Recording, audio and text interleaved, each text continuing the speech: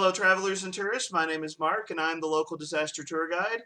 That's right, I am a storyteller who is excited about an upcoming year of monsters. And today we get to learn about all of that and more as we welcome a couple of familiar faces back to the channel.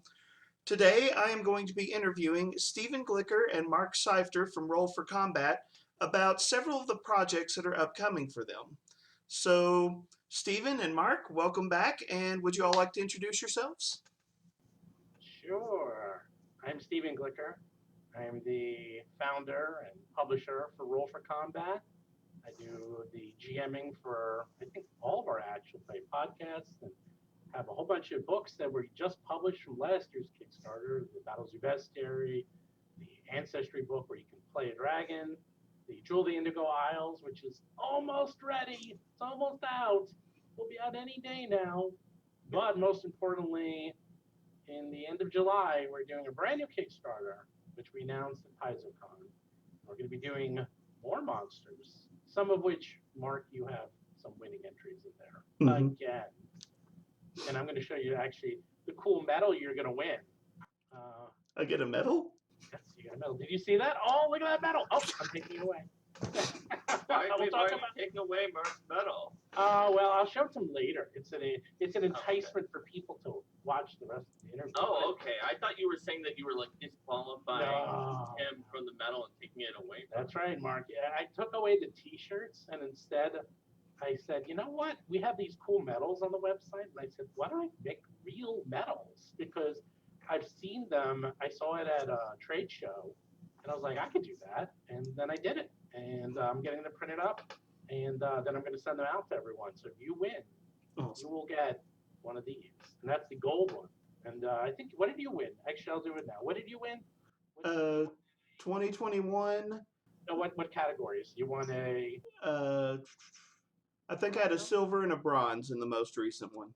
And the first one you had a platinum, because you're Yes. going to get it that year too, right? Yeah. Wow. So you'll get. So here we go. We have bronze. Bronze right there, and silver. You get a silver medal, and then you will also get the platinum, but it's not going to be the shiny. I'm actually redoing the shiny. It's too shiny. It's so shiny you can't read it. But it's actually, if you look at the pictures from the, if you go to RPG Superstar and see the pictures, the medals, they're the actual medals, and then they'll get a little stand, and you can put it up and show all your friends and family, and they'll say, "Neat." They'll have no idea what it means. But you were like, I got medals for my monsters. Gold. They'll have everything possible except Grand, and Grand is a little bit too hard to require for like getting the full set. So that let's consider Grand to be an extra, and the full set is the bronze, silver, gold, and platinum. So if you got 3 of the 5. That's super impressive. Well, I've already got my first entry for the next round of RPG Superstar ready for my players to playtest this weekend. They don't know it's coming, so. Okay. Yeah, I'll give a little. You know what else? We can talk about that later. I'll give a sneak peek because I know what it's going to be. I just don't know. We're probably going to launch it in August at this rate. I usually launch it right around Gen Con. So. Okay. That makes sense. Well, let's go to Mark. Who are you, Mark? Who's Mark we Seifter? didn't say who I was. I don't know. People might not know. I am Mark Seifter. I am currently the director of game design at Roll for Combat. Before that, I was the design manager at Paizo and one of the 4 leads, the co-creators of Pathfinder 2nd Edition, along with a bunch of other stuff before then. And so yeah, that's me. Well, gentlemen, it is wonderful to have you all back on the channel.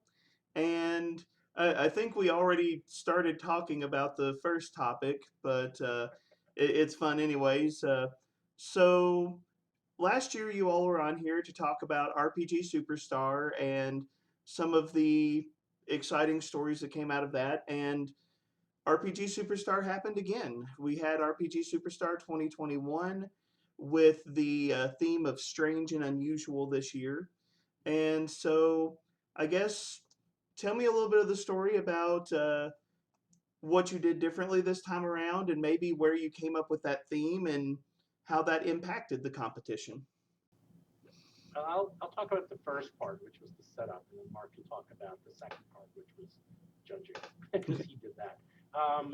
In terms of the theme, I wanted to do something that was themed, but I didn't want to give people like, oh, you have to do oozes or you have Mhm. to do dragons, because it's just hard to give people a very small silo to put them in. Mhm. But I also wanted something, both directional and directed, if Mhm. that's possible. So I don't know. I was like watching Beetlejuice or something, and I was like strange and unusual. I'm like, that's a good title, and so I used that, and uh, and it was also like a combination of Stranger Mhm. Things, and just watching Mhm. TV and seeing Strange and Unusual. And everyone was like, "What is Strange and Unusual?" I'm like, it is what it is. Like, you got to kind of figure You it out. decide. Yeah, you decide. I mean, you'll know it when you see it, Mhm. and we did talk a little bit about that, and I think a lot of the monsters that won were in that category. They're all kind of strange and unusual. They're not your average kobold. Mhm. Like this is a kobold. Well, that's not going to win. It's like, well, this kobold tells dirty jokes while riding a unicycle. Well, that's strange and unusual. There you go. That works. So yeah, something like that. And the thing that we changed is that we had more winners this time around Mhm. because we got the hang of it. And so we increased the number of like platinum winners from 4 to 6, the number of gold winners and silver and bronze. There's still only one grand prize. And I just felt that was, now we Mhm. got the hang of it and make a more robust book. And Mhm. that got us up to about 150-ish monsters instead of before it was like 114, I believe. So we have more monsters. And then we switched the order because originally we had the judges vote first and then we had public voting. And this year we made public voting first and then did judging voting. That did judge voting. The reason why is because when I looked at the voting in the end, the difference between the judges and the public was shockingly similar. Not Mhm. always In the first one. in the first one, and I'd say about 90% were lockstep. The ones that were different were very different, and that mostly had to do with gimmicks. Like Mhm. a lot of the gimmick monsters would do very well in the public and get just eviscerated by the judges because I mean that's a gimmick monster. It's going to Mhm. work. The public will like it, but the judges will hate it. So things like that. But otherwise, I felt I felt also the problem is I knew we'd have a lot more entries, and it was just too much to have the judges do 500-600 entries or whatever it Mhm. was. So this way, I kept the number. I actually decreased the number of entries for the judges as opposed to increased, and put the public to work. And there was a lot more people this time, so it worked out real well. And I imagine the next one will be even more, Mhm. and it'll much be bigger. And then Mark was pretty much part time and then became full time right when it ended. So he took over the judging. Last year was I half, judged half, yeah. like most of the judges did. We had one judge who happened to judge all of them just in case as a backup to make sure we had enough judges. Okay. Yeah, we had at the very end. Doesn't matter how long you give them. It's you give them. Last year I gave 3 months, and several of the judges went to the last day. This year I gave them 5 weeks, and several of the judges went to the last day. So next year you get 3 days. That's it. Well, don't give them that many monsters, Well, yeah, that could do it. right? So yeah, this year there were so many more contestants that even though Steven up to the number of winners, and at the time when Steven was setting all of this up, that it was Steven. I came in time to judge, but not in time to like make these decisions. And but they seemed like very good decisions because it was actually harder to even make it to where the judges saw your monster this year than it was to win a bronze or copper. I can never remember which one it is, but the lowest prize last year.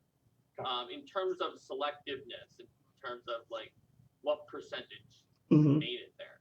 And this year, the judges and the fan voters were off by more, but that was more so due to a few weird things that happened in the public voting that we will easily be able to fix for next year. And I think Mhm. they'll be in lockstep again starting next year. But we were able to account for it, that weird stuff very easily, and we can make sure it doesn't happen again. Okay. So this year it was really interesting. Like Steven said, a lot of people had different takes on what was strange and what was unusual. Enough so to the point where I was usually like very lenient on Mm-hmm. that category, unless I was like, this is pretty. Like for me, there were certain things that I was harsher on judging, like about like the rules mechanics, or I was like, no, yeah, we didn't say what strange and unusual is. So Mm-hmm. if it's strange and unusual by some definition, and what that Mm-hmm. means is that we got a much wider variety of Mm-hmm. strange and unusual by more definitions from people with different backgrounds, histories, and Mm-hmm. lived experiences. Whereas if we had been like, oh yeah, well, what we mean by this is squamous aberrations with tentacles, then it would be a boring book. So I think it came out much better due to the way Stephen left it vague and let people define what it was. And judges, at least I did, and I think the other judges too, tended to be like pretty lenient on what your definition is, unless your definition was like something that was definitely not. Mm-hmm. Like there were at least some entries, and not to say if you look at your own entry and this sounds kind of like what Mark is saying, that it wasn't like a great entry that had other things, but that we're just like, this is an animal that like had a fifth leg. I think there wasn't anything that was exactly that, but there were some that were like about that. And I was like, okay, that's not that could be a great monster, but that's not really strange and unusual enough. So in the end, like Steven said, the judges went in and based on the judges ranking, so the fan rankings got you in there. Based on the judges' rankings mostly, but Steven and I also took some other factors in at the end to get the final scores. We came up with this really strong and really robust set of winners for this year. Mm-hmm. The standards clearly increased from last year. It's getting tougher, but also contestants who came in both years, we can see have been improving and talking to each other and learning. And so that's part of why it's getting tougher. It's just the same people are getting better at doing it. Mm-hmm. So, out of curiosity, do you all have any favorites from this year? Some monsters that just really jumped out to you for one reason or another? Well, I tend to like the grand prize and platinum winners. That's certainly it helps them to get some of the higher rewards if they Mm-hmm. are grand or platinum. I'm sure I can't remember now, but I did do a pass just for my own amusement right when it was done of like what were things that I ranked higher than the other judges by a lot, and I don't remember what any of those was. But there were a few where it was just like, Mm-hmm. yeah, I was the one who was championing this one and raising its average, and I do not remember. Yeah, to be honest, I'd have to go through them. We're not in like full monster mode yet, Mm-hmm. but obviously the grand prize was pretty cool because it was the reflection, like creatures that don't have reflections. Mm-hmm. This is the reflection that gets taken away, and then it comes back in monster form. So it's first of all, it's 2-dimensional, 3-dimensional world. So Mm-hmm. that had this cool thing where they can actually be like on the side of a cube, Mm-hmm. so they can like hide in plain sight just by turning sideways. And so they had some pretty interesting mechanics that I've just never seen before, and just the concept of fighting a 2D vampire is pretty horrible. Mm-hmm. Yeah, Hyralis is great. We grand prize. Let's see. There's some platinums like the kiwi that is just like it's a plant that likes opening locks and doing things like that. But Mm-hmm. it has an interesting backstory of being created by druids who want to like show that the versatility of what plants can do. Concealed laughter is like an echo of a trickster deity. Their laughter just turns into this gargantuan ooze at this very high level because it came off of a deity. So that's Nice. full one. You know what you know which one I like? What was it? The Golem of Wonder. Oh yeah, Golem of Wonder. Anything with a random table in there, I love it. Steven Yes. likes those. I actually like too. I'm a fan of them overall. Mm-hmm. They're tough to do well, Mm-hmm. and so they often take a lot of work. when they come in because you have to think about them. As an item, actually, it's fine. It's actually not too bad. You just put it, and people are like, haha, it's a gag item. We don't really care. But for a monster, it's actually very challenging to get it right because of the fact that, like, either it's something the monster does almost passively, and then you have to worry what happens if it gets a strong ability, or if it like takes most of the monster's turn, which you can see the monster that was submitted. Everyone can on RPGSuperstar.com, the one that won, and it does take most of the monster's turn, and it does have a lot of effects that don't do very much. So it's going to take a little bit of adjustment on that part, but it's just so cool. And there was the caster detritus. Oh yeah, that one's hilarious. It's just like made of nails and hairs of like a wizard who was not grooming themselves well, or was grooming themselves a little but was leaving it on the ground, and it turns this into a hateful monster that itself wants to become the real wizard. Right. So that is a good definition of strange and unusual. Yeah, that's a gold. It was Yeah. a It's solid. like, you take the barber clippings of a wizard and it turns into a monster. That's good. That's a good one. So I must admit to something here.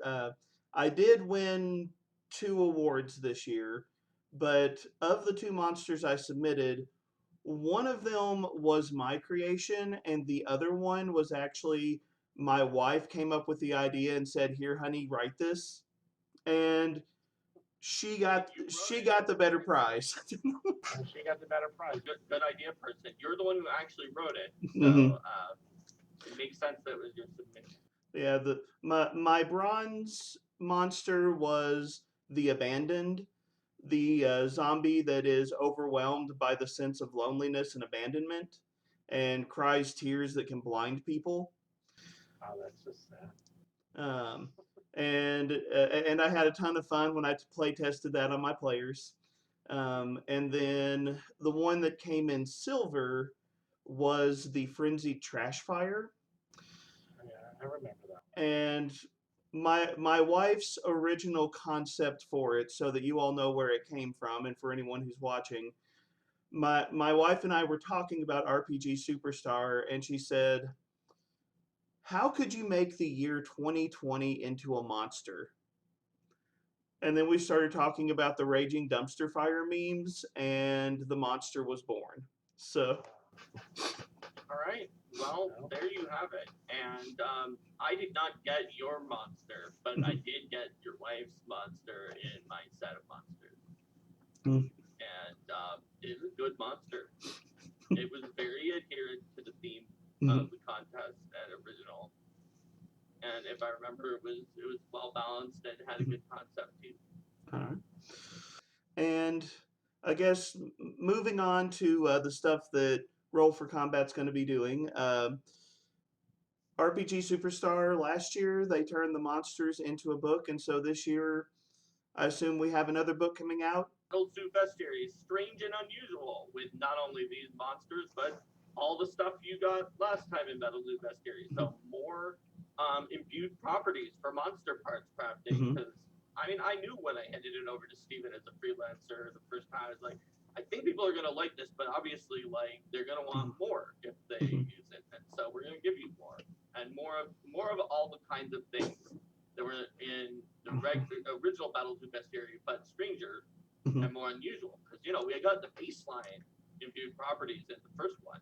What if the imbued properties were stranger and more unusual? So yeah, it comes out on Kickstarter. You really just go to Kickstarter.rollforcombat.com, July 26th is the launch date.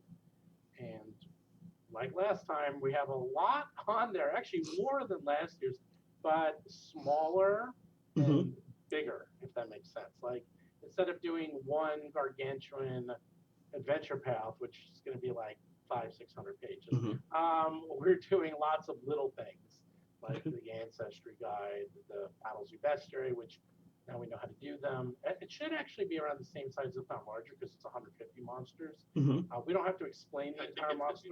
Yeah, I think it'll be bigger, because we don't have to explain the entire monster part system like last time, but we will have more imbuements. We'll have new monster items, and those are based off the monsters themselves. Mhm. So, last year we had 2 pages, and hey, here's a secret: you got to do everything in even numbers. So Mhm. it's either going to be 2 pages of magic items or 4 pages of. That's true. It will probably be more than 2 pages this time. I think the Mhm. extra monsters alone will make up for the Yeah. base rules Yeah. of the crafting system. So Yeah, we'll see. it'll definitely actually be bigger because it's 150-ish. It's actually more than that. Monsters. The other book I think is 180 pages, and we'll have so that's just 30 pages more for magic items and humans and other things. I think Kickstarter.rollforcombat.com goes to the newsletter right now. It does. The Kickstarter. When it goes live, that will be. Aha! Mhm. I see. It'll redirect to a different Mhm. place. That's right. I can do Very that anytime clever. I want. So yes, Control it's the much vertical and the easier. horizontal. There you go. So yes, so yeah, that will be the new book. And the good news is it'll go much quicker this time because Mhm. we got the layout done, we got the templates done, we have the methodology down. Like that was We have the technology. well, that literally was the first book we came out with ever. Mhm. And so there was a lot of learning and like working with the publisher. I mean, it took several months just to get the book going, even though I've done this before, but I haven't worked with this publisher. Now it's in fact like the Dragon book, which is for 5e. That was the 4th book we just came out with. I laid that whole thing out in a weekend and got it to the printer in like a day. Mhm. So like that whole book took like 4 days, as opposed to Battlezoo Bestiary In probably layout. took like Mhm. in layout. The layout takes that's the hardest part in the end because it's like you get all the words, you got to put it down. Mhm. But like I would say it is not the hardest part. it's the But hardest part it at is a the very fun end. part. It's hard. It's hard to make this. I didn't say it wasn't hard. I just would say it's not the hardest part. Well, your part. You're just writing words. Words. Hey, if Anyone you can could write words. if you could just put any words in there, Steve, That's what we're doing wouldn't next year. you wouldn't have hired me. That's what's making it strange and unusual. It's just gonna be random words in there. Hey, get one of those new AIs to do it. That's right. I'll have an AI write all the monsters. Well, on behalf of everyone watching this video, I would like to say the hardest part is waiting for the books to arrive because we are anxious to see them. So, Yeah, absolutely. Sorry about that. It mostly has to do. Believe it or not, here's the secret. They ship into the port pretty quick. mhm. It's the hardest part is getting the trucks to pick them up and bring them to the warehouse. That Mhm. will take weeks or sometimes months. I know tons of companies are having those shipping issues right now, and there's a lot of different things where it's like, I have all of this fun stuff that's going to be here eventually. Yeah, even if I got them printed somewhere else, it wouldn't matter because it's the trucking part that's been the Mhm. bottleneck right now. It's something different every couple of months. But I get the PDFs. The PDFs come out Mhm. as quickly as if I finish the layout on like Sunday, the PDF will come out on Monday or Tuesday. Mhm. As quickly as we finish the layout. But then it takes a good 3 to 4 months from that point for the books to go to China, to go through proofing. There's Mhm. many, many, many stages. And then they have to be printed, Mhm. shipped by sea, then truck, then warehouse. Mhm. So it's a catch-22. The other people who do this, like Paizo and other companies, they finish the books like 6, 7, 8 months ahead of time. So when they show up at your doorstep, you expect them at that time because they already have them ready in the warehouse. I give it to you as soon as they come out, so then you have to wait. Mhm. But it has additional knock-on advantages. For example, anybody finds any kind of errata on the PDF, which we release immediately, whereas Paizo will hold on to the PDF, right, for 6 months until the book comes out, then we can get it over to the printers and get it fixed in your physical book so that your first printing when it comes out is like much closer to being Mhm. as perfect as it can be than you normally would get when the PDF comes out at the same time as the physical book. Yep. Even little things like this year where you planned better. Mhm. Let's just put it that way. Like for the Year of Monsters, it doesn't even start to 2023. Mm-hmm. And we planned to have that ready Mm-hmm. as 2023 starts. So we will, we're pre-planning. Like last time it was a real Kickstarter. Like it actually was a Kickstarter in the sense that it got kickstarted and then we had to start production. This year we're doing a pseudo Kickstarter. I hope it funds. That we've been doing a lot of pre-production for several months now. Not everything, trust me, it's not like the books are ready or done or anything, but I think more was done on the Bestiary last time because the last time it was done. The Bestiary was kind of done, but none of the other books had anything. Yes. Whereas this time, the Bestiary is much less done than that, but we have a lot more thoughts and art assets. And the Steven side of things is more done on the other books by far than it was at this point in the last Kickstarter. Yeah, like we have a significant amount of the work done Okay. for the actual products this year. So you dropped the name of something in there that I know is on the list of things to talk about today, and that is 2023 and the Year of Monsters. And that sounds exciting. So do tell. Well, you did the review. I saw your review of the dungeon ancestry. Mm-hmm. That was absolutely beautiful. I genuinely thought that was just like one of those jokes that pops up in your timeline. And then I was like, no, wait, there's an actual link here. What's going on? And that made my day. Thank you. I told Mark, I said, when people see this, it's going to be like 5 stages. You're going to be like, oh, that's funny. And you click, you're like, oh, wait, there's a link here. And you download the PDF, you're like, wait, this is a real PDF. Then you read, you're like, oh my God, this is real. And then you're like, wait, I can run this. Like, this is an actual ancestry that works, that was written seriously and has art and layout. Like, what's going on? Like, you're not supposed to do that. You know? It was written tongue-in-cheek, but it seriously works. Yes. I have 2 different players. What? I have 2 different players who have pitched dungeon ancestry characters for one of my Pathfinder games. So they're gonna want Year of Monsters then. Yeah. Year of Monsters it's sort of like all these ancestry things are the part of what we're doing that I sort of came in and told Steven I thought would be a good idea. He knew that he wanted to do some of this stuff so far in advance that he had the Battlezoo name for like 20 years. But when it came to like the dragons and then these other ancestries, I was sort of like, I think dragon ancestries would be a really good product, and then maybe we could do some other ones. And after the popularity of dungeons, especially, and people talking about them and how many people went and got it and asked for more, that's when Steven and I put our heads together and put together Year of Monsters. So 2022 is a year where just like every week it seems like, or every month especially, like some kind of thing happens and then it's very upsetting to me. So we were thinking that in 2023, what if there was something like good and happy that you knew that you had to look forward to every month? And that is sort of the idea of Year of Monsters. So you make one purchase on the Kickstarter, and then every month a new monster ancestry becomes available.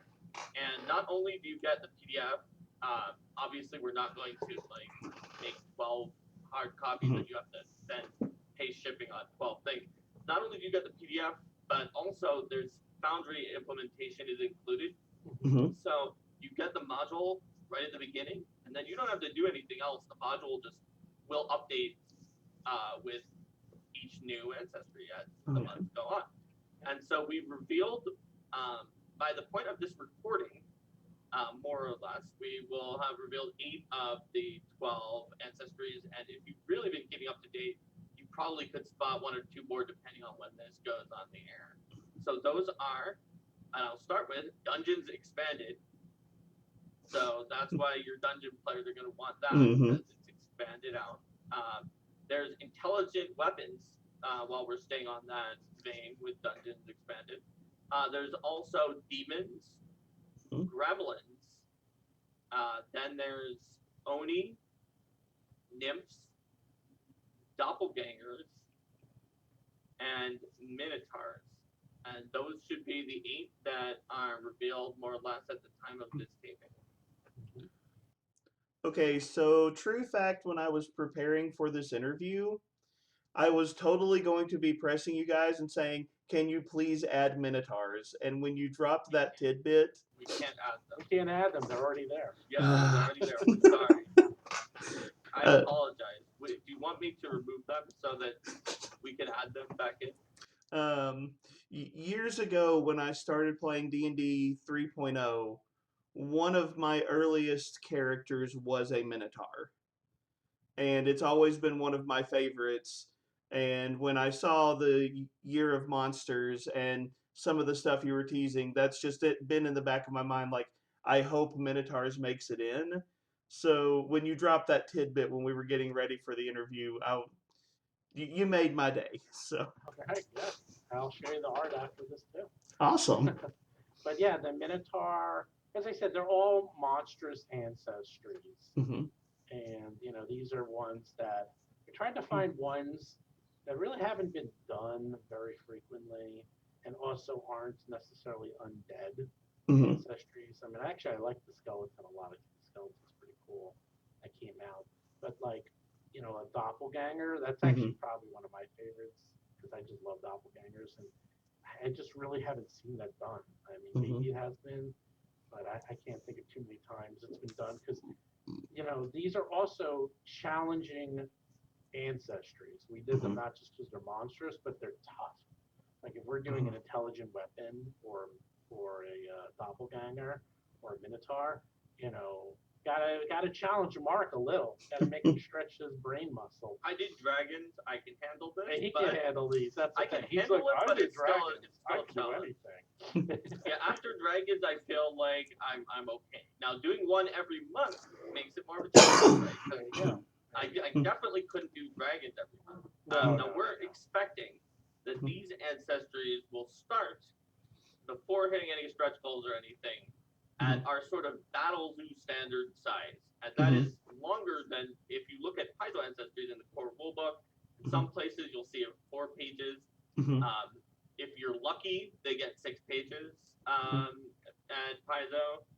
And that's still like we feel that we'd like to give more pages to any ancestry. So ours tend to be more like around 10. Awesome. Depending on the art, it could vary from there. And so it'll probably be around that, but we have already announced that we're going to put in some stretch goals because some of those that I've named to you seem like maybe there are a lot of things that fall in that category that could be heritages. Like demons, there's like I feel like the Pathfinder creative director likes demons enough that there are a lot of demons that exist. I feel like you can probably get 40 pages worth of demons. Maybe. So our idea is that we can, in the stretch goals, go up to supersized ancestries that are maybe as much as double the length that are 20 pages. That's still less than dragons, of course. And then maybe all the way up to super duper size, which could be 3 to even 4 times as long as 30 to 40 pages. And demons is our example of one that could definitely go all the way up to 40, which it's not dragon length, but it certainly is like a third of the length of dragons, and it's one of the 12 things. So that is one of the coolest parts. Is we'll be expanding it. So if you pledge as the stretch goals go on, there's going to be more and more that can come in. And would be the second largest ancestry. It would, yeah. And so it's not like it's a small ancestry. It's just smaller than dragons, which is 120 plus pages. So 40 would cleanly make it crush any like the length of any Paizo ancestry by like times 5. Yeah. And even if you combine multiple books worth of feats, it would still from every book that released the Pathfinder, it would still be more than that. But yes, it's going to be tough for anyone to have an ancestry that is longer than dragons because it was tough for us to have an ancestry that was as long as a dragon. Yeah, I don't think anything was ever going to be as long as dragons. And because also we had 45 dragons. So We did. that's why it got so long. Well, we'll just have to like make future books to put out like a few new dragons each the time. only way, well, that's how we do it. And then after we do that, release like a anniversary edition of the dragons that has the new ones that were released over time, and then that will be longer because it includes the original. Right, we just keep adding more dragons, more ancestries, and then they have the anniversary edition with like 75 ancestries. And Dragons, and it's like, yes, be this like book is longer than most role-playing games are, and it's only about one ancestor. Yeah, it's literally only about dragons. But you Okay. need that. Like that's what people have said. It's like if you're gonna play a dragon, we made sure that here's a red dragon. No, it's like here's 45 different dragons, and they all play differently, and you can just decide what you want. So you could have a full party of dragons, and they're all completely different. Right. In like they're as different from each other as any other ancestry would be. So viewer disclaimer, that dragon thing is not part of this Kickstarter in any way. It was a joke of how to make a longer ancestry. But there is one more thing not mentioned. So you will get 12 ancestries. One will be released every month starting January 2023. You will automatically get the Foundry module for 5e or Pathfinder. They're separate though, so you have to buy them separately because they're very different ancestries. Also just the way the modules work. So, if you want, you can buy both. They're separate, however you want. And in addition, at the end of the year, we will be coming out with the Year of Monsters companion book or compilation book, which we will be taking all 12 of these ancestries, combining them into a single book. And yes, it will have what we came out with throughout the year, but we'll add more. And there will be more things added to it, more surprises and goodies. I was waiting for Steven to say that because while the decision has been made for a while, it has never been revealed to anyone until right now. So now I can say it in my interviews, which I've been avoiding when people are like, can we have a compilation book? We're going to have a compilation book, but it's all part of the same package. And the other thing is that as you're getting it throughout the year, you'll be able to give us feedback. And we will be doing play testing of them. We do that. We have a play test group that is pretty solid right now. And as people start using them, we might get feedback saying, oh, could you add this or tweak this? And we will do it. Like that's something Mark and I do quite a bit. In fact, because a lot of our time is spent adjusting our rules based on player feedback, even after the books are out. So the compilation book will have not just updated rules, but new rules, maybe expanded ancestries. My tentative plan is for all of the stretch goal expansions to probably appear in the compilation book and not in the every month. And that way, when we decide how we expand them, we can have the full set of like everybody has seen the original minimum length version, and maybe that some of the expansion is in there and has been able to play it and looked at it and give feedback of like, where do you want to get that extra stuff from the stretch goals? And then when we find out what that is, then we put that in. So the final version will be even cooler and have some of the super duper size, assuming we hit stretch goals. Yeah, this is the only thing that's guaranteed is the 12 ancestries every month. And the compilation book. And the compilation and the module. And they're each going to be approximately 10-ish pages. And then after that, everything's gravy. So we need to drum up excitement so that Mark Seifter gets to write a whole bunch of extra stuff. Is that what I'm hearing? Yeah, basically. I mean, depending on how well it does. The thing that I really want to make sure we hit is the stretch goals that are associated with the next thing we're going to say, though, because that's going to be a big deal if we get those stretch goals. Okay. That's a much bigger deal. And that also sounds like a segue. Like the bigger ancestry, yeah, you like the bigger ancestry, but this one's the real deal. The main event, shall we say. All right, so I guess we get to move on to the biggest announcement of the video. And I feel like I'm doing nothing but taking notes for things my wife is excited about, because my wife loves Pokemon Go. Well, and from what I understand, you all are about to drop news she's going to love. Yes. I mean, we dropped it before, but we're Mhm. dropping it again. So yes, Battlezoo Eldamon. Remember I said Steven had that Battlezoo name for 20 years for a reason? Mhm. Like, this is the reason that he had it. So Eldamon are these ancient and associated with elements. I'm putting that in quotes because they're not the elements you expect from the elemental planes. Mhm. They do include fire, earth, air, and water, but they also include like Music, life and metal, death, time.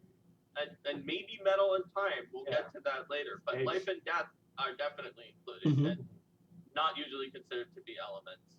So they embody one of these things. They live out of phase with reality for the most part. They can affect it, like if there's a lot of wood Eldamon in an area, like maybe it'll have better crop yields. They can Mhm. affect it sort of like indirectly, and you can see them, but they won't interact. Like they won't be able to like punch you. Mhm. They can have fights with each other, which kind of just deplete their energy instead of Mhm. killing them. Kind of just for fun. They do that when they're playing Mhm. around. So the thing about Eldamon is they love to sort of live or even just hang out around inside of objects and Mhm. creatures. And the reason for this, and the reason for some of the things that we set up, we were, this is not just based on all the other monster collecting games that are out there, but we looked at a lot of like books and other Mhm. media and other fantasy that have like little companions. You can think about like Spren in Stormlight Mhm. Archives, for example.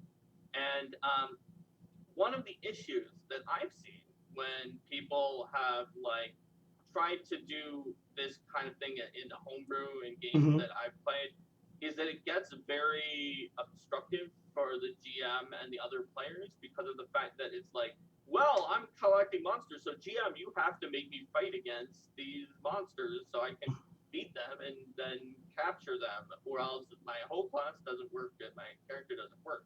And that's an issue. So that was the core design challenge that I considered when Stephen first told me that this might exist was getting around that. And Mhm. like he told me it might exist like years ago. So there were just months where I wasn't working on this. I was thinking about it, and Mhm. then the solution is they they meld into objects and creatures and areas that are associated with their element usually, but sometimes not. So like a fire Eldamon might love hanging out in a volcano, or Mhm. just meld it into a red dragon, or maybe a flame tongue sword. So whenever you're just finding loot and beating monsters and going to places like you normally would, there's a D100 table that you can roll. And if the GM doesn't have to deal with this, the player can roll it. It's assuming you trust your players to like not make up the rolls on the Mhm. table. It'll tell you if there's an Eldamon, if it's like a super extra rare one, and like GM, if your player just keeps getting the most rare legendary Eldamon like every time in a row, maybe you should watch what they're rolling. But it'll tell you what's there, it'll handle it, and you get them as part of normal play. Mhm. And this can have as little or as much effect as the GM wants. Because stated in the lore that when an Eldamon is inside of an object or creature, that it rarely, sometimes does create elemental effects for those creatures and objects. And we'll put rules in that in case Mhm. you want to like say, oh, this object became a relic because an Eldamon was in there, or oh, well, since this red dragon has this fire Eldamon, it gained this fire Eldamon attack that it can use once per battle, and Mhm. I mean not exactly once per battle, but something on some kind of Mhm. a frequency. And the GM could do that, but most of the time that doesn't happen. So the GM doesn't have to do anything. You just fight the regular red dragon, and there could be a fire Eldamon. Mhm. And when you befriend an Eldamon by learning what it likes, you don't like beat the stuffing out of it and then force it into servitude. Mhm. If it likes you because you know what it likes, it'll hang around you. No matter what class you are, you could be a barbarian or a wizard and Mhm. just try to befriend every kind of Eldamon. Now they're out of phase with reality and they're just kind of hanging out. They're not gonna like fight anything for you, even if you have tons and tons of them normally.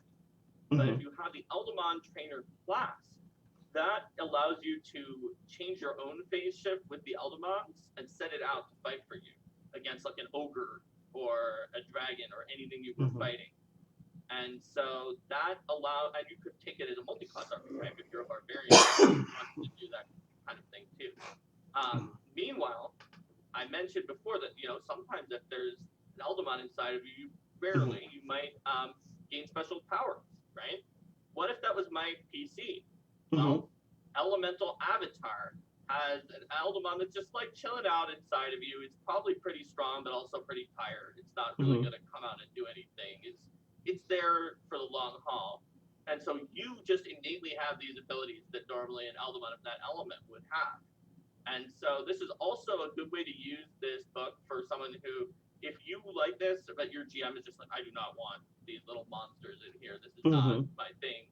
And you're like, okay, but what about like a bunch of different elemental ability sets for life and death and ice and lightning and all of these things?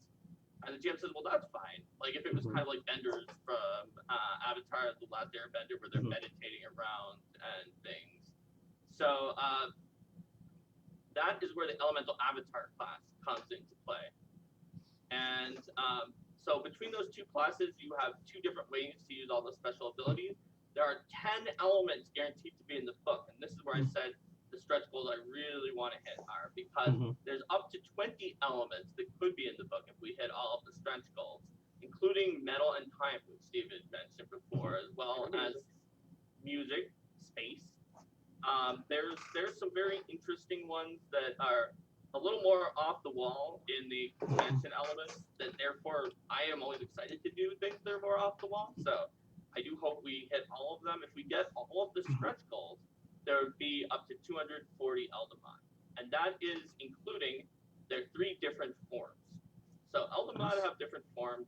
It's not the same as Pokemon, where you like start it out and then it evolves to a middle one and then it evolves to, I know Pokemon vary as to how many of those they have.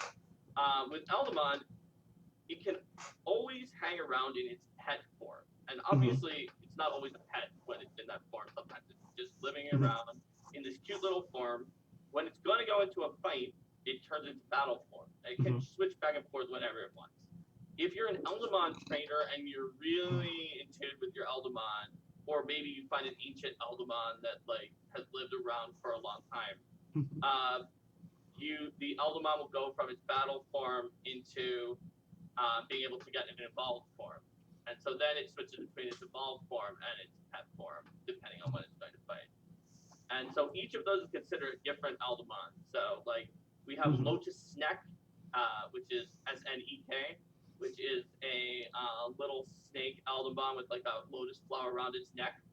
And it's the pet form. And then Lotus Serpent, it goes into battle form and it charges up this like energy flower that it's coiled around. And then its evolved form, which is Hydranther, splits into 3 heads and is like a Hydra Lotus snake form. So there are guaranteed to be at least 160 Eldamon, but there could be as many as 240 depending on the stretch goal. So I'm very excited about that. That was the quickest way to describe that yet. There's a lot. It's one of these I things. didn't tell them about the cards yet, Steve. I know, we didn't even talk about the card game yet. But there's actually, it's one of these things that it's very complex from a game mechanic point of view, because it requires very little from the GM. It's hard for us to do. It's easy for you. Yeah, and that's the whole we'll point. put in sidebars to make it even easier for you. Because systems like this are very obtrusive. We've seen this a lot. I've seen a lot of people try to do this, and it just requires a lot of rolling and a lot of tables, and there's just a lot going on. And we have this that if the player's like, I just want to complete my Elder decks, I just want to collect these on my own, keep them as pets, they can do it. In fact, the GM's like, I want nothing to do with it. They can just roll themselves and start checking them off, and even roll on the tables and find out what they do, get special abilities. And that can all be done offline. If the GM wants to part of their game, they can integrate it heavily into the game. If the GM even doesn't want the Eldamons, but does want the elemental avatar aspect, that can be done. You'll never see an Eldamon ever, but people will have the ability to cast ice magic or elemental ice, Or like time, a weird time Or abilities, time. or music abilities. And these are new classes. I can't emphasize that enough. So the book has individual Eldamon, which at least probably 1 page. I haven't still figured out the layout, We'll but figure it out. we'll figure it out. At least 1 or 2 per page. we will have all the Eldamon in there. So 160, 240. We'll have information on all the elements and how that works. We'll have all the tables and how you find them, the rarities, and then 2 full classes. These are brand new classes, the Eldamon Trainer and the Elemental Avatar for 5e and Pathfinder, written by Mark, who knows a bit about, since he's written many of them for Pathfinder. We'll play test them. At the time of this taping, I have written more first passes on classes in Pathfinder 2nd Edition than anybody else has. I suspect that if you give enough more book cycles, that Logan is going to catch up. Yeah, he'll catch up. If you only count Paizo I was going to say, if you only releases, Logan will catch up. If you count these 2 that I'm writing now, because they only do about 2 a year, and if we keep doing, you're right. You'll always be a little ahead. Some people only want to count the ones from Paizo, and I think Logan's going to catch up soon. Yeah, I don't know. Ours are about as official as you can get. I mean, we're official Paizo partners, and you're writing them, and we play. We're going to play test this too, and we'll have an open play test. Or probably closed play test. Well, it's like sort of middle ground, so make sure that you're on our newsletter at eldamon.com. That's where you get the information about it. Right, and if you pledge, you'll definitely get invited so you can try out the class and give your feedback. And trust me, when we did this for the Dragons, we put in a lot of the feedback. We put in, as long as it made sense and it made it better, we put it in, and it helped. It's technically a closed play test that has an open call to join the play test. Yeah. That's important because once you get in a closed play test with an NDA and things like that, we can show you and give you a lot more than, and a lot more of the ongoing process you can be sort of a part of than if you're in a truly open play test where it just goes out and anybody can download. That it has to be, and you can only put limited things in that. And this was actually the most important part about this, and I want to emphasize this heavily, and it kind of gets lost in the shuffle, is that this was designed so that your wife can play if she's interested, or if you want to bring your son to play with you, you can easily play this, and they don't even have to fight monsters. You can even just do role playing, just the non-combat aspects, and still have Eldamon in the game. And they can play a role playing game with you and have the collection Eldamon aspect to the game. And I think that's going to help out a lot of ways, because I was talking to some people at WotC, and they were like, "Oh, I think you hit the holy." They said the holy grail of role-playing game is to figure out a way to do collectibles in a role-playing game, and no one's figured it out. Well, I think we've actually figured it out, and I'm going to show something. On top of this, not only will you be able to get, when you pledge, the book, which is like, okay, you get the book. But we actually have the Year of Eldamon too, where you'll get Season 1 of the Eldamon Battles card game. You'll get the Eldamon book. You'll get the Battlezoo Bestiary book. You'll get the Year of Monsters book. But you're also going to get a few other things. We're going to have themed dice for. Oh, you're revealing our last few cards here. The last few cards. Well, by the time this comes out, it's going to be so close, so it doesn't matter. You're right. No, that's cool. You're getting some exclusives. We're going to have. And the dice will be themed around the actual seasons. We're going to have minis, and so there'll actually be printed minis of various Eldamon and battle form.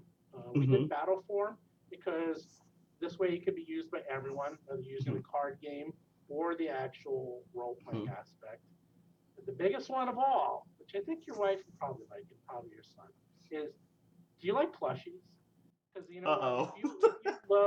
if you do Lotus Snake and you're at the game table and you're like, I summoned my Lotus Snake.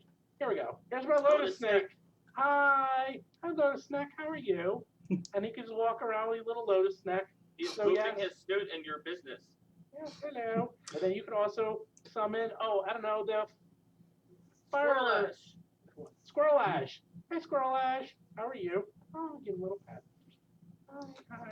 So we're getting little plushies. This are not final. I literally just got these from the factory. It's not final, but man, this thing is nice. It's really soft. Oh, and my favorite one, of course, is Chillot. Hey, Chillot. Oh, Chillot's gonna go on my shoulder. It's gonna chill out on your shoulder. On my shoulder. It's got all the little spikes of ice. Little spikes. got a cute little face, got little whiskers, and yeah, you will get. Right now, I think there's 5 of these. So basically, well, one per season, and then a bonus one because that's how the card game. Because the card game has 5 packs, so there's one of these associated with each card set. And the Okay. card sets contain all of what you need for 2 of the elements. For the guaranteed 10 elements. It's not a collectible card game. You don't buy booster packs and chase after some kind of a rare. You're just like, oh, do you want fire and ice? All right, you get all the fire and all the ice. Did you get the other set? Okay, maybe you got all the lightning and all the water or something. I don't know. I don't remember which ones are paired together right now. But there's fire and ice. But Steven, I have a hugely important question. Yes. Which of those 2 is going to be the plushie that goes with the fire and ice set? You know, that was the thing. I was thinking about because that. one of them is fire and the other one I know, is ice. I know. Actually, I was thinking this last night. The problem is I like them both so much, and I can't do that. I can't do as many plushies as I would like. I can't do 10, 12 plushies. Could we, hey, Steven, could we put a stretch goal to do 10 Maybe. plushies? I don't know a lot of plushies. But we can. Could we put a stretch goal that also requires hitting the stretch goal and a certain number of people pledging the plushie related? I will see. I don't know. I might do it as an extra or something. You'll have to make a minimum number. Yeah, I'm imagining. But what will probably happen is it's not going to be directly related. And don't forget, we haven't finished all the Eldamon yet. Yep. These are only these 10 are these are 10 of the most common Eldamon for the first these are 10 very elements. common. Yeah, these are very common. So there might be new ones that we come up with that are like, you know what, that makes it very plushy. I am planning on having both of these. There are new ones. No, well, there will be new ones. But I'm planning on having both of these in the plushie set. So even though technically these 2 are in the same card deck, you will probably, they're not going to match up. It's not like we're going to have, okay, you're only getting the ice one for the first deck, and then you're only getting Lotus Neck for the spring deck, because he's in the spring deck, or she or they are in. And they're in the spring deck. So it might not be 1-to-1. Every Lotus deck can have its own pronoun, so they is probably it is. But I do like these because these are our unofficial mascots, so I can't do it without. And this one's actually being redone to make them sitting up, like in our art. But right now these are prototypes. And also this guy is huge, and look at this little. The squirrel is not supposed to be this big. This is a big squirrel. It's like so I don't know. The squirrel got really fat. That chalot is actually like almost life. Because a normal chalot would be 1 foot and 9 inches tall, and that looks like it's not quite. But it almost. But it's not life weight because a chalot is actually 20 pounds. Since most of its body is dense. Most of its body is densely packed ice, which is not super dense. It's a little less dense than water, but it's certainly more dense than a normal. Is it from body to tail situation? Or it's from top to bottom. 12 inches. Yeah, so it's close. It's more than half of like a life size of a chalot. Very nice. Yeah. Well, I can tell you all that a few years ago, I started one of the meanest games of Dirty Santa I have ever played when I dropped some of these Starfinder Skittermander plushes on my nerd Dirty Santa game. You can see one of them back in the corner over there. And I don't know if you can see it in the corner or not, but I brought some Starfinder Skittermander plushes, and I had my friends going to war over them, and I think you just started another war down the road for my gaming group. You can buy them, and we're making it. No, the war will be who gets them, because Mark is gonna pledge, and so he'll get one of each, and so his group is gonna be like determining who gets custody of each one. Yeah, we'll be looking for separately, and we are making it pretty reasonable. The way we're doing it is like you just can get a whole group. You can either get the PDF version. So if you want to get the cards are cards, the plushies are plushies, the dice are dice, like that you have to get. But some people still just want PDFs, and that's fine. So there will be a PDF version where you get all the physical items except the books. And then there'll be the ultra deluxe version where you'll get everything plus the books, plus maybe even a little bit more. So That's the Ultra one. So But is as that I- the one that has the plushies and the minis and No, the no, no. dice? Everything has plushies and minis. You just might get more, and the books. So like the lowest version, you'll get the PDFs. You'll get 5 dice. You'll get 4 plushies.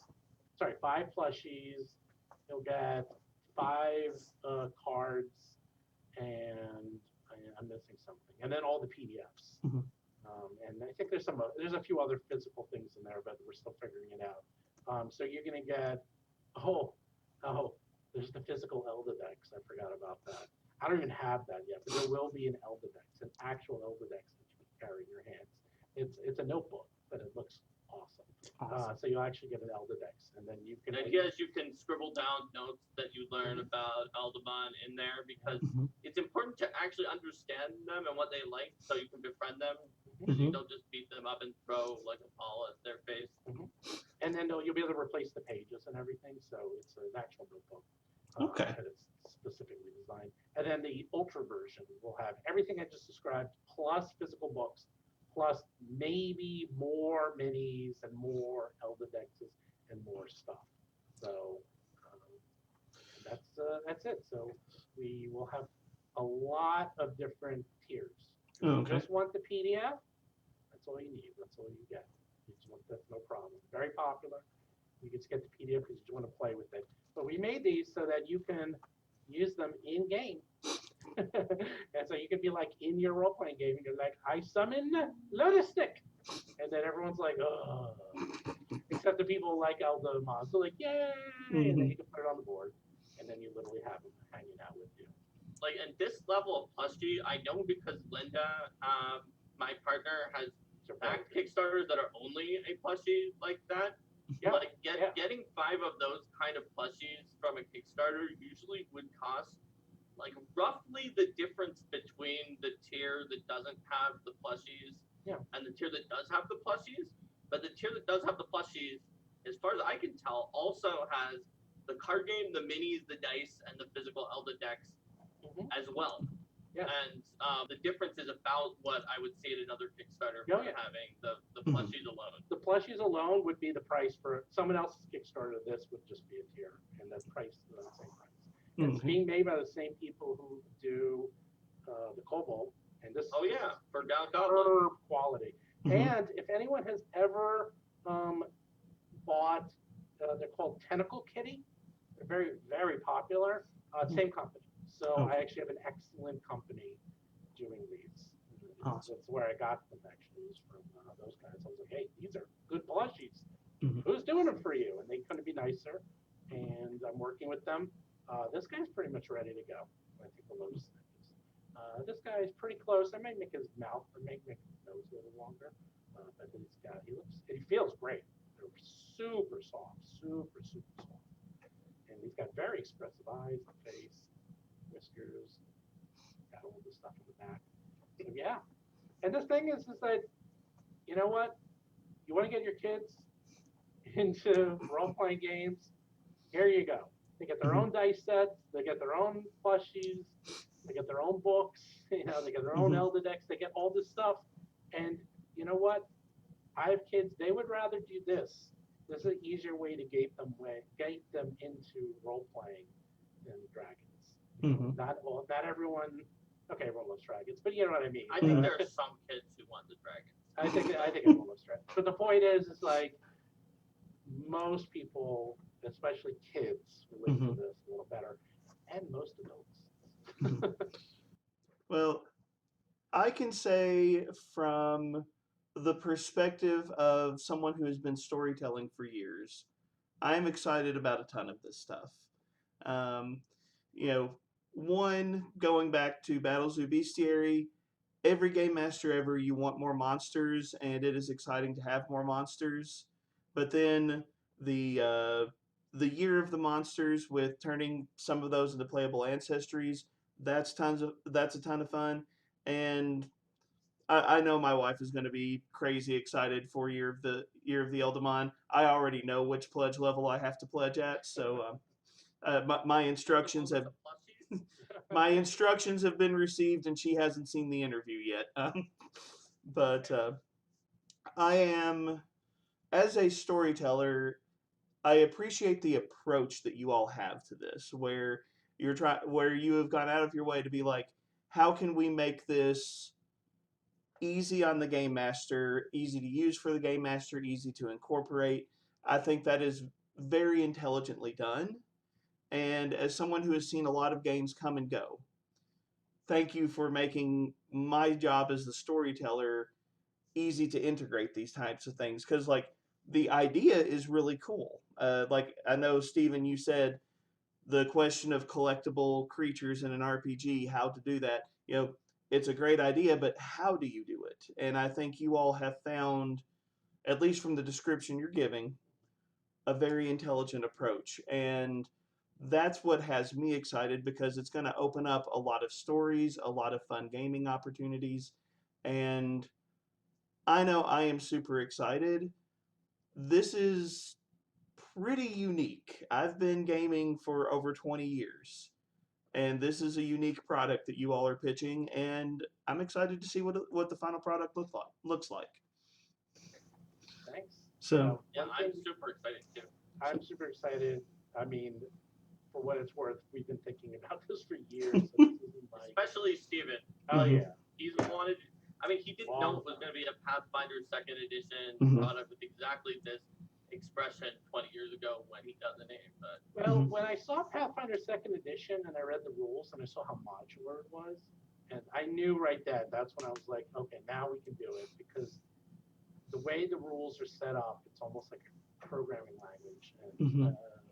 I was able to figure out pretty quick how we can integrate this, and then obviously needed Mark to Mhm. get all the bells and whistles and all the crunch done.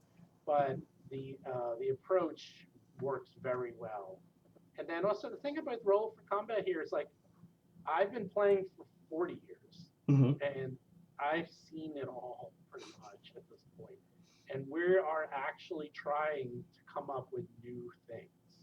Like, Mhm. yes, there's monsters because everyone needs monsters. but there's we're- nothing new under the sun that's Mhm. completely new. But It's we want a completely fresh take. Right. It's not complete. Well, Eldamon's sort of completely new, but in the sense that we see I a mean, lot but of you people. know, Pokemon and Digimon came before. They Mhm. did. Yes, they did. Truth be told, my idea does predate Pokemon. I've actually had the name Battlezoo before Pokemon even came out, by the way. Because Pokemon, I think, came out in '97, and I got this in like '93. So anyhow, the point is that the concept of doing collectible, you know, elemental monsters in a role-playing game, or playing monstrous ancestries like a dungeon or intelligent weapon, Mhm. or even having monsters created by non, professional writers Mhm. because they come up with just crazy ideas. And of course, the monster part system, which I didn't talk about that much, like that whole concept. Again, we're trying to add new items to your game. So it's not just like, oh, here's a book of 500 magic items. It's like, Mhm. I mean, okay. I mean, I like magic items too, but we're trying to push ourselves to do Mhm. something outside the norm with all of our products, so that you actually are getting something new and you can then explore the storytelling space. And I was saying the monstrous ancestries, I like them as a GM because I almost never play a player, but just having an intelligent weapon as an NPC will be awesome. Having Mhm. doppelgangers or minotaurs as NPCs is really fun. Like that's going to just be fun for me to role play. Yeah, want to know the real secret for GMs with Eldamon? So obviously it is mainly a player book in the sense that these are like little creatures that you can Mhm. collect. There's a lot of lore if for a GM who wants to go into it in this Mhm. setting, but if you could go without it. But here's the real secret, which is that suite of abilities for all 10 to 20 elements, if we get all 20, the ones that Eldamon use, you as the GM can grab it, and we'll probably put in a sidebar about this, and use that as a grab bag of abilities if you need to quickly create a monster that's themed off of that element for your own monsters. If it's like, oh, I'm creating an ice monster, I want to give it something cool. Oh, wait, there's a bunch of of ice abilities that are in Eldamon, and I can just grab some of those and throw it onto the monster to give it something kind of unique that stands out real fast, or like a time ability or music or whatever you want. So someone asked me like previously when we were talking about it, is like, is this a GM book? Is it a Bestiary? And it's not. It doesn't have monster stat blocks for Eldamon because they're phased out. You can't fight them. By the time that they're fighting like an ogre or something like that, you've already like turned them into like they're your friends, so they're sort of a PC side mechanic. But you can easily use the backbone of all of it, which is the special elemental abilities, and create any monster you want, whether it's an Eldamon monster stat block for there's some ancient Eldamon that have learned how to phase in on their own when they're just in the wild and attack you, and you can. That's something that's in the lore, so you could do that just by creating an Eldamon as a monster using those abilities, or you could just create just like this is a giant magma blob that has fire and earth abilities from some Eldamon books. So absolutely, Steven, it's a grab bag for NPCs and monsters too. All right. I feel like I've hit all of the notes I had written down for this interview, and you all have thrown a lot more at me than I even knew was coming. So I didn't know that Steven gave all of our aces up our sleeve, except for. Oh, are there? Yeah. Oh, yeah, you're right. I know what you're talking about. There's like one or two. He gave over half of the remaining aces. All right. But I guess one last time, when does the Kickstarter go live, and where can people go for updates? Well, you can go for updates. Just go to eldamon.com, Okay. and there's a sign-up form. Mhm. And we release right now. It's weekly. Weekly Usually newsletter. on Tuesday. Usually on Tuesday, and about pretty much everything we're talking about. We'll have an Elder Dex entry. We'll talk about an ancestry. We'll talk about a monster. We'll have lore. And there's the Eldamon Battles card game, which I didn't even get into, but there's a whole card game element, which is a fast and easy game that will work directly with the book. Okay. itself. Your kids can play it easily, but it has depth because of the psychology of trying to figure out what your opponent is going to play. Yeah. Due to the fact that you have like a few special moves, just like in the real game that your Eldamon would have in the tabletop. I mean, the card game is a real game too. But you have the same exact moves, but you've got cards and you play them out secretly and then flip over and see what the interaction is.